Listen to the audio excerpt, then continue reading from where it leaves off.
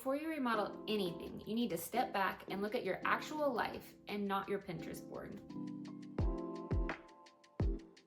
I think it's super important that before you start remodeling, one of the biggest things that you think about is just your actual life, how your life might change over time. Think about how needs might shift in the future. No remodel is necessarily going to last forever, but you can forward think and think through like, okay, this is my life now. This is how long I expect to be in the home, and what might my life look like towards the end of that time frame. And maybe it's forever, and so you might not necessarily know, but you can at least plan 10 years out, maybe 20 years out. And those are really critical things to creating an extremely well thought out and high functioning design plan for your home. It starts way before we ever start looking at the pretty stuff. Just so you know, you'll see me checking my notes on my computer. I just don't want to forget anything. I have a lot of notes, and I want to make sure that I really talk through all the things that I think are really important for today's YouTube episode, which I'm really focused on,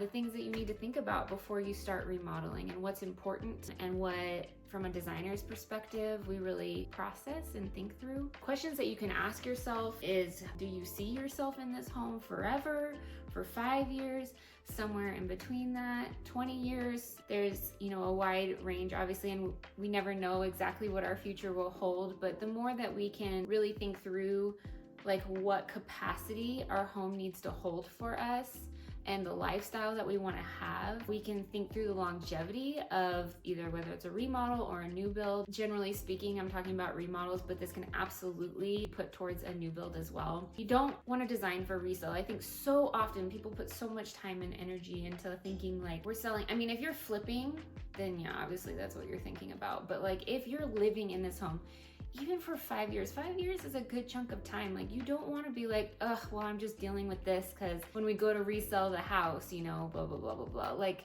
most likely that choice that you're making isn't going to affect the resale of your house that massively. I mean, I always say this is an advocacy towards hiring a designer, because we can take your taste and make it look really good for a large amount of people, just because as designers, like we know how to put patterns together and to really think through color and texture and to do all those things well. I think so many homeowners make the mistake of focusing really heavily on resale, and then when they're actually living in the space, it's just not functioning well for them. So first thing we need to do is totally eliminate the thought of resale. Like if you're just planning on flipping a home, this video might not be for you, because this video is really thinking through your personal needs and how to get your remodel to ultimately give you the flow and the function and the desire that you're really wanting, and maybe even exceed what you're thinking that you can get out of a remodel. I think like one of the big things about designing for yourself versus designing for a future homeowner is like you have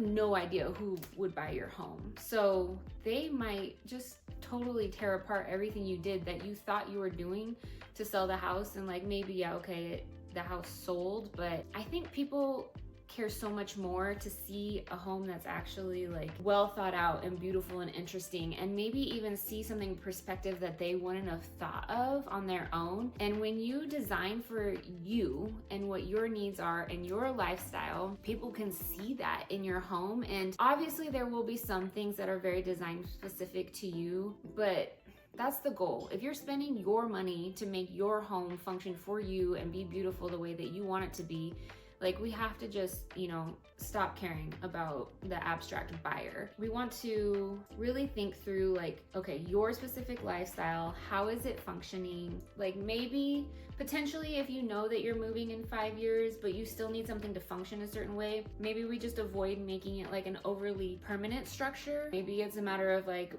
buying like armoires instead of like fixing cabinets to the wall. But ultimately, like we need the function to work for you, so your life is optimized through the design of your home. So here are some more questions that we're gonna walk through as we think about what do we need when we're about to remodel our home? What are the things that we need to think about? And a lot of what I'm gonna talk about is not like the technical stuff, but it's really like the lifestyle, the desire that you have have for your home to be. And so that's like, what does my life look like right now? Like, how do I spend my time?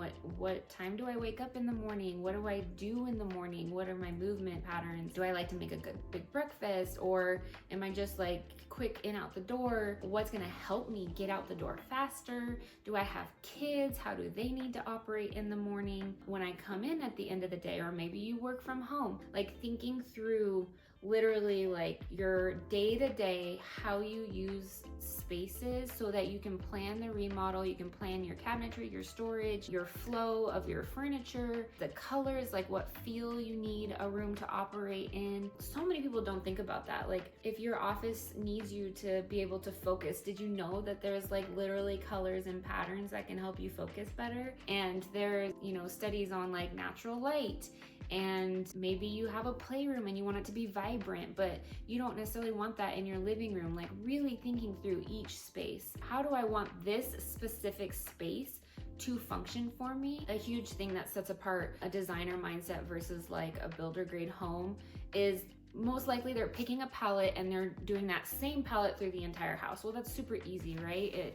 It's cohesive, it makes it simple, but ultimately then every single room feels exactly the same. But not every room should function exactly the same. So we want different feelings in different rooms. We want a den to be cozier because we're gonna be watching movies and snuggling and eating snacks in there. Or we want the living room to be open to invite guests in, and we want it to be like bright and either cheerful or maybe just really relaxing. And maybe we need a cozy space to just unwind at the end of the day, or to have prayer time in the morning. Really thinking through all of those daily things. And maybe there's things in your life that you want but you don't have a place for right now. Those are things that we really want to think through too. Like, how can we fit this into either your existing home or build it into your new home? Thinking through kids' needs, husband's needs, schedules, as we talked about. How much are you actually home? How is that time spent? Would you rather it be spent differently? Like, what if your home could actually save you time? So many people do not realize that we can actually put time-saving measurements into your home through systems, through well thought out storage, so that like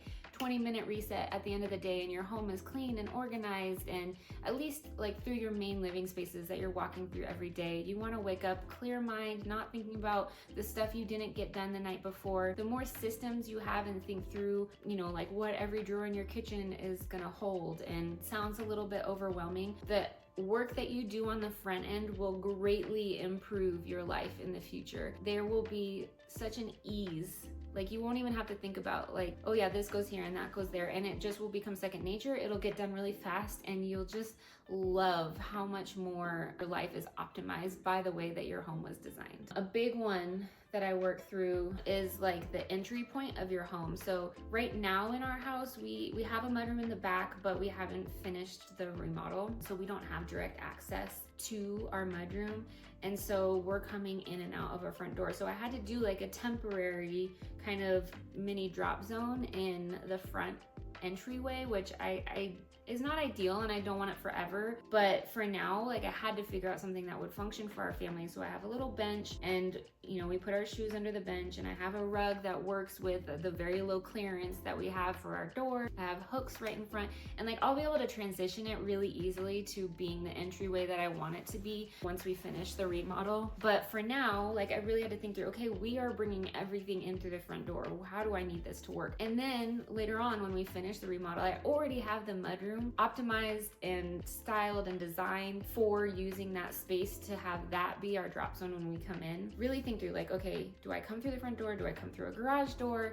Am I gonna be coming through a side door? What do I have in my hands when I walk through the door? Where do I need things to go? What kinds of things am I organizing when I get in the house? Do I have kids? What are their activities? What kinds of storage do they need? What systems can I put in place so that they can be more highly functional in their ability to put things away and to parent more easily, because it's very clear that this goes here. And there's just all those things really need to, like bags, backpacks, groceries, sports gear. Are you an artist? Are you an athlete? You really think through all the things that you're doing. Maybe you go out to a gym every day and you want things super easily accessible. Maybe you have to do a ton of laundry. Maybe you have a big family. You need sets of two washers and 2 dryers. Really going through your flow, especially like the doors that you go in and out of and what the immediate need is right around that entry point. I think another thing that can happen is like we overcomplicate the solution to the problem. It's literally just like having a bin for kids' toys to go in. Like if you have one living room space, say you in a smaller space, you have one living room and you have small kids, and like there's that whole like I can't have anything nice because I have little kids, and like to some degree, yeah, you don't want to have like hard sharp edges that they might hurt themselves on, or find ways to protect them from that for moments. But also there are things that we can do that aren't overly complicated to think through that. So like maybe it's just a matter of having like your bin of toys. We have this really big bin that they can just like throw most of their toys into, but then where does the bin go? Like we want to make sure that like that bin doesn't just sit in the middle of the floor. So we have like a table that it fits underneath off to the side of the sofa, or maybe there's a cabinet that we build specifically to hold this bin. Thinking those things through. It does not, like I said, it does not have to be complicated. We don't want to overcomplicate it. Really, the more we can simplify it, the easier it will be for you to keep up on. If there's too many steps to your systems, you're not going to want to do them. They're going to be too much to keep up with, and they're not going to be able to do those like quick 10 and 20 minute resets because your systems are overcomplicated. Really think through like, okay, this is the function that I need, but how can I do this as simply as possible so that it's easy and I can maintain it. Another thing that like I run into with people and their renovation, I kind of touched on this, is like thinking through like how long you're going to be in a space. You can optimize the function for your life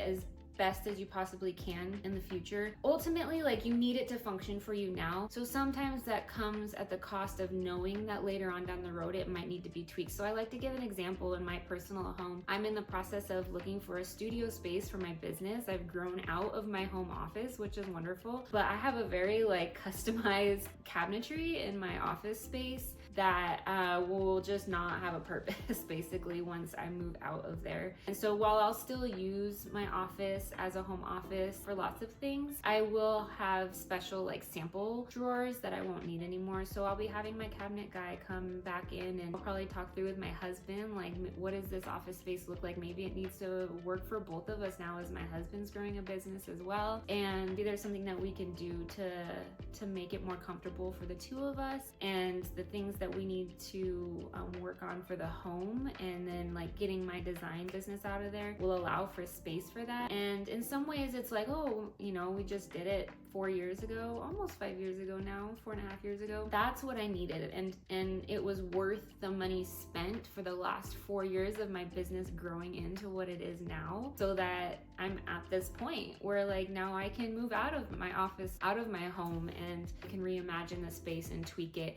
And so the reality is, my point in all of that is that very rarely will every system that you put in be the same system that you're gonna need for the entire lifespan that you're in the space. So don't get too caught up in like, well, this is what I need now, but that's not gonna function for me later. Like I said, there needs to be that balance of like, it's okay. Like if this just gets you through 3 years, 3 years is a good chunk of time, and you don't want to be stressed out for the next 3 years, or you don't want to like make compromises for the next 3 years in your stress levels and time saving abilities. That 3 years you could massively grow a business like I am, or you can be raising your kids, you know, like you need to focus on their development. There's so many things that are important in the present, and we get really caught up, myself included, in like what's in the future. We'll never know like what could have been possible if we're not focused on what's presented to us and what's before us right now. So I like to say we want to remodel for longevity, but also have a high focus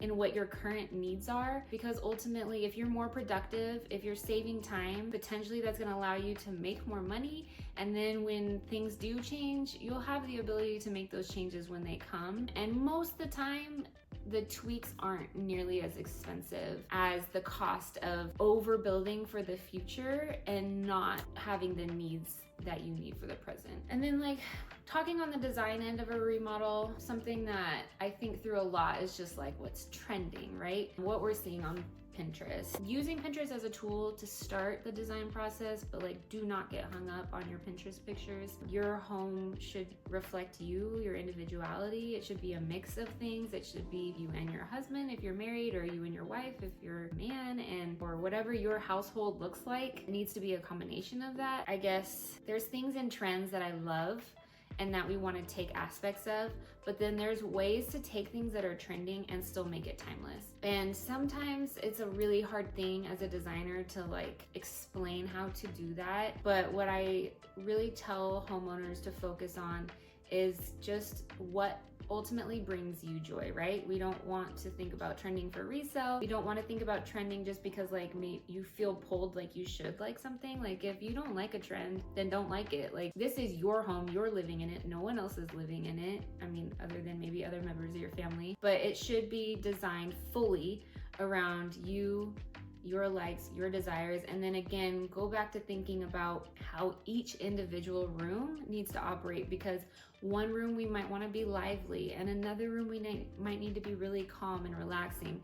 And those designs will be different. One tip I like to give for like having different feels in different rooms but keeping things cohesive is just repeating a specific color or specific materials. This isn't necessarily something I stick to because I feel like I can mix and match just with my skill set really well. But if you're worried about having too much going on, pick 2 different metal types, so like brass and black, and then keep those 2 metal types throughout your entire space. So maybe one room only has black and no brass. That's fine. Maybe your living space is a mix of both. Maybe a bathroom is only brass. That's still a repeating material through each space that ties it back together. Another thing is potentially an accent color of some kind that shows up in various rooms. It doesn't need to be every single room, but just repeat it maybe in 2 to 3 rooms. So for us, I have the color cast iron in our mudroom, which also has my office space. And then I repeated that color in our primary bathroom because I wanted a really moody bathroom color, but I didn't want to introduce an entirely new color to the house. I also repeated a pink that's in my daughter's